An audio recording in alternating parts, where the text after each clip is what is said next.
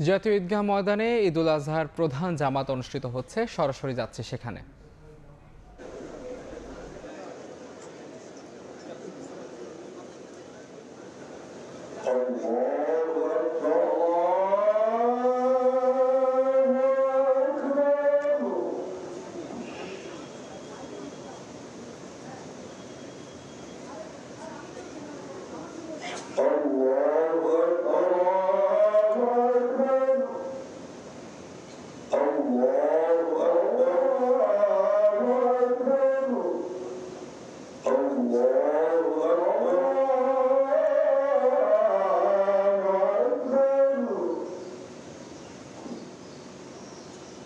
الحمد لله رب العالمين الرحمن الرحيم مالك يوم الدين إياك نعبد وإياك نستعين اهدنا الصراط المستقيم صراط الذين أنعمت عليهم غير المغضوب عليهم ولا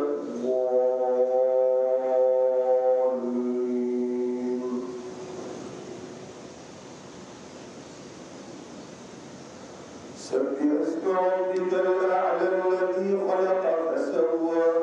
والذي قدر فهدى والذي أخرج المرعى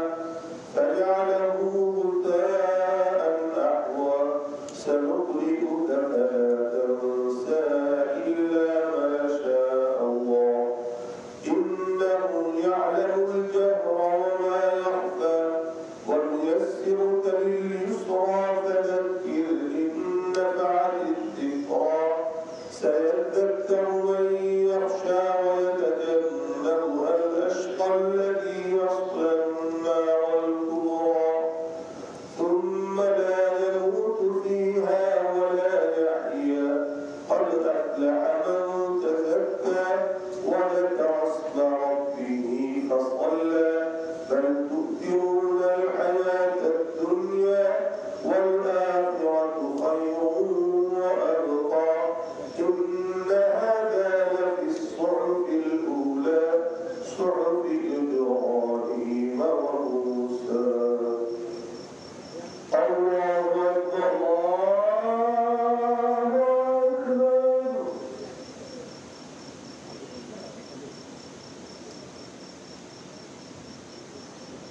سمع الله لمن حمده ربنا ولك الحمد الله أكبر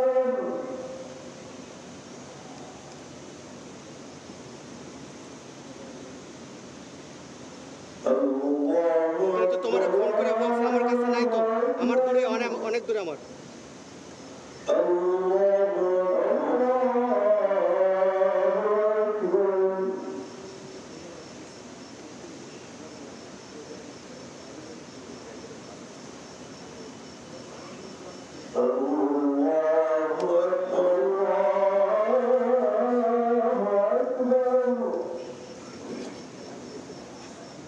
الحمد لله رب العالمين الرحمن الرحيم مالك يوم الدين إياك نعبد وإياك نستعين اهدنا الصراط المستقيم صراط الذين أنعمت عليهم غير المغضوب عليهم ولا الضالين والتين والزيتون وطور سينين وهذا البلد الأمين لقد خلقنا الإنسان في أحسن تقويم ثم رددناه أسفل سافلين إلا الذين آمنوا وعملوا الصالحات فلهم أجر غير ممنون فما يكذبك بعد بالدين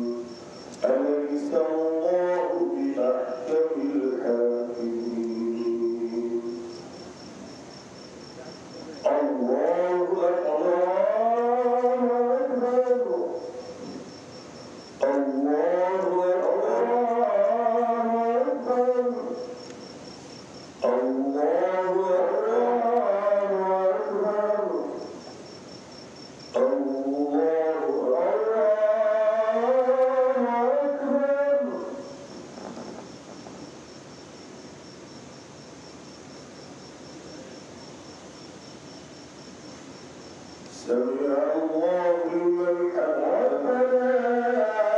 ولك الحمد الله أكبر الله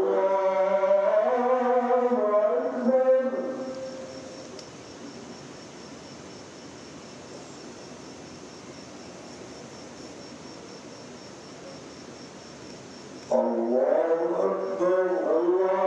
أكبر الله أكبر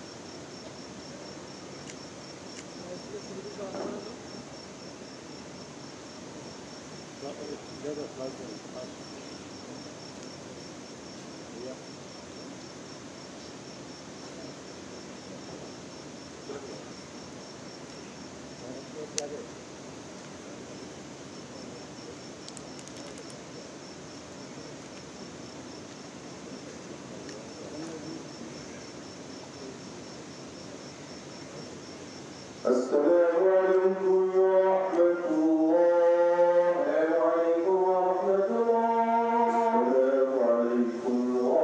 السلام عليكم ورحمة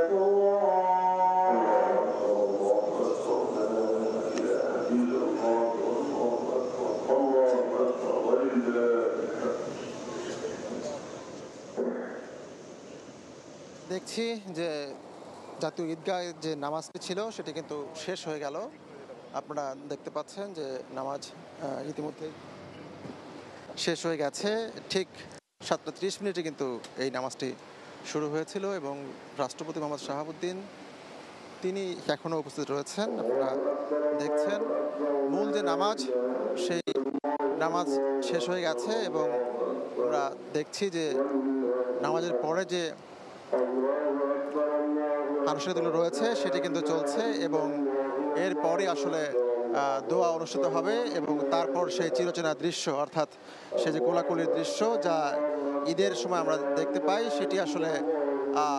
প্রতি বছরের মতো এবছরও সেটি অনুষ্ঠিত হয়ে এই যে জাতীয় ঈদগাহ ময়দান সেটি আসলে উৎসবের ময়দানে পরিণত হবে। আমরা জানি যে